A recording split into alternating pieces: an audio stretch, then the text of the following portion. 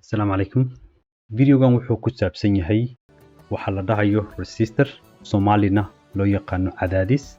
Resistorka mase dadka kale waxay u yaqaaniin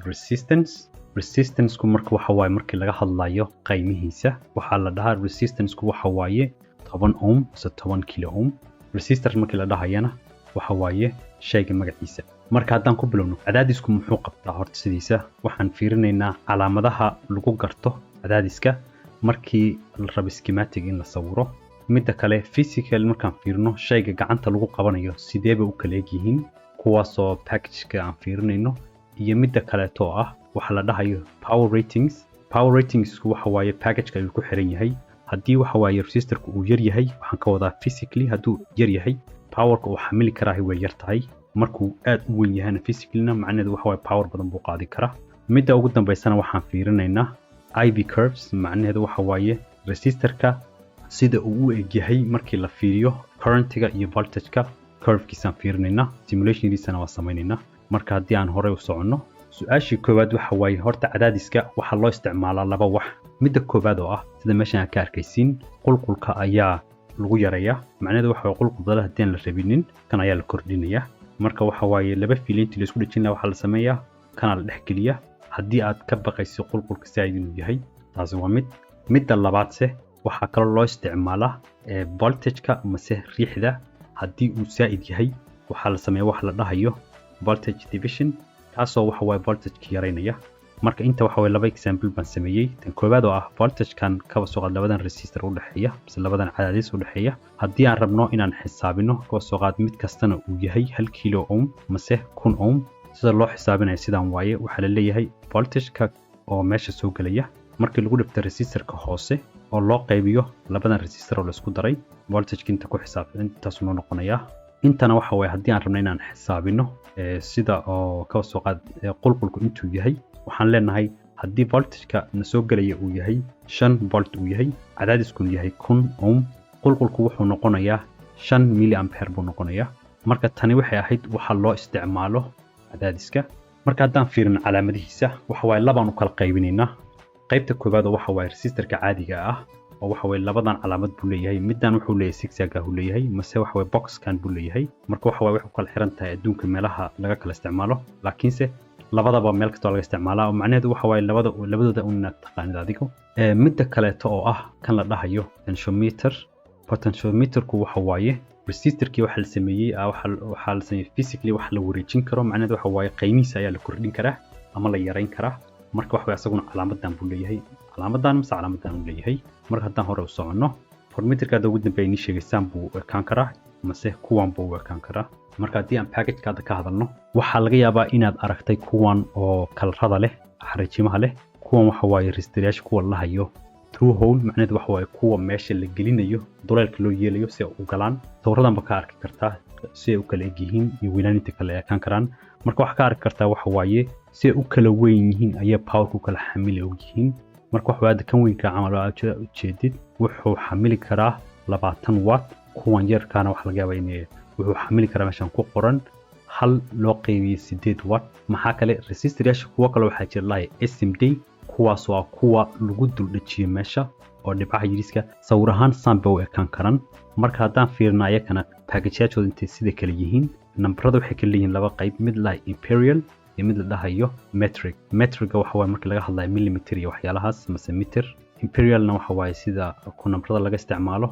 US iyo waxaas laga isticmaalo lahay inch kuwa ugu yari waxa waaye oo marka waxyaalaha physically lagu dhigsan karo PCB-yaasha waxa jira kan la dhahayo 01005 waxa way kan ugu yar waaye haddii millimeter loo bedelana wuxuu noqonayaa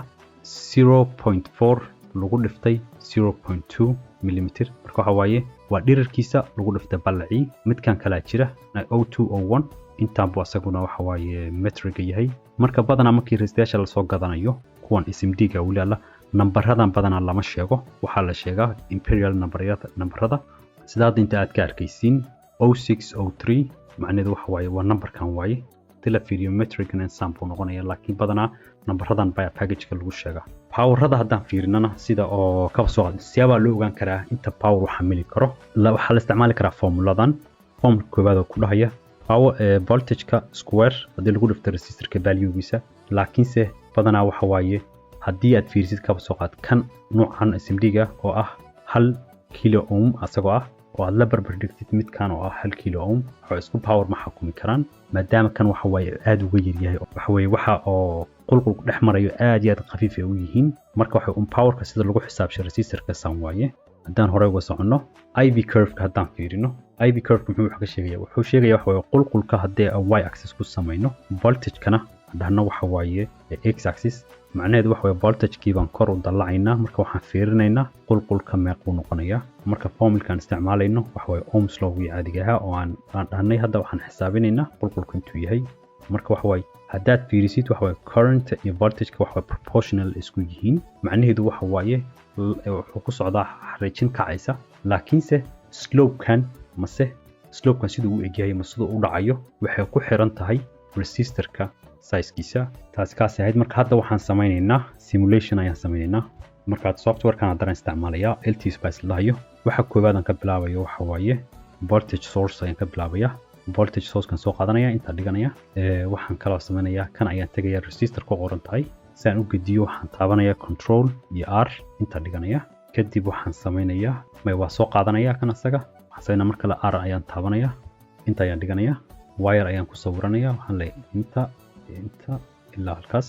kana waxa waaye ground-ki waaye kan oo kala taabtay u dhigmata marka haddaan ka bilowno dhahno qiimaha voltage source-ku waxa waaye ka soo qaada 1 volt kan haddaan fiirino meeqa waaye qiimihiisa 10 ohm ayaa iska qaadanaynaa waxaan samaynaynaa waxaan taabanaynaa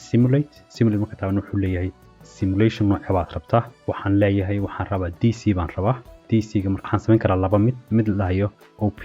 OP kaas oo u taagan operating point ayuu ku xisaabinaya marka operating point waa hal number bas ayuu ku sheegayaa marka waxaan doorsanayaa kan DC sweep macnaheedu waxa waaye source-kan ayaan voltage-kiisa kor u qaadaya marka waxaan leeyahay V1 waaye source-kan rabo inuu isticmaalo nambarada seeba u soconaan leeyahay waxaan leeyahay nambaradu